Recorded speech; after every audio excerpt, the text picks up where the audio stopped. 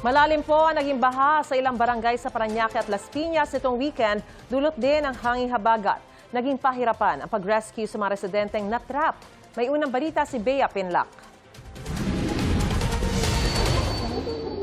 Hindi pinatulog ng rumaragasang baha ang maraming taga-barangay Talon 3, Las Piñas. Lumusong ang mga rescuer para ilikas ang halos 200 pamilya o mahigit 500 tao. Ang bahay ng person with disability na si Edita, katabi lang ng creek. Kaya matapos ang malakas na ulan, nalubog sila sa lagpas taong baha. Pero lagi po itong... Kasi tuwing magbabaha po dito, wala po kami mapunta. Kaya, tiis lang, wala naman po kami mapupuntang ibang lugar eh. Tsaka sanay na po kami. Sa taas ng baha, ang second floor nila bumagsak. Wala na po kami mapuntahan. Lahat po ng gamit namin bumagsak kami. Naano po kami sa taas, sa bintana dumadaan. Ang bahay ni Ryan, butas na ang pintuan.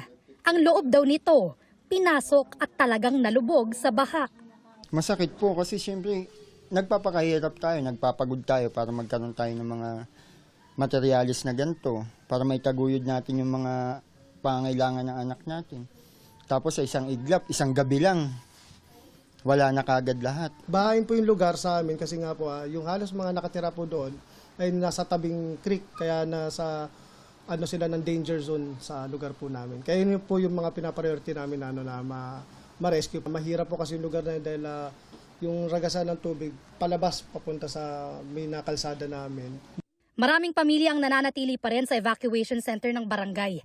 Namerwisyo rin ang baha sa barangay Talon 1. May makapal na pader din kasing tila nagpapabagal sa pagdaloy ng tubig palabas ng ilog. Medyo nabablock yung pagbaba ng tubig dahil yung nanggagaling sa National Road, dahil pababa yung karsada papunta sa ilog. At nung nagkaroon ng wall na yun yung nanggagaling sa karsada, hindi agad umaano. Ginagawa naman ng city na talagang nagde-declogging din sila. Naglilinis din sila ng mga drainage. Sa Parañaque, katakot-takot ang bahang rumagasa sa barangay San Isidro, pahirapan ang pag-rescue sa mga residente gamit ang lubid. Sa barangay Moonwalk, nag-alok ng libreng sakay ang fire volunteer sa mga apektadong residente at commuter. Nagsagawa na ng declogging ang Parañaque City LGU sa mga lugar na binaha. Nagpadala na ng mobile pumps at mga maintenance personnel ang DPWH sa Parañaque at Las Piñas para makatulong sa declogging operations. Ito ang unang balita.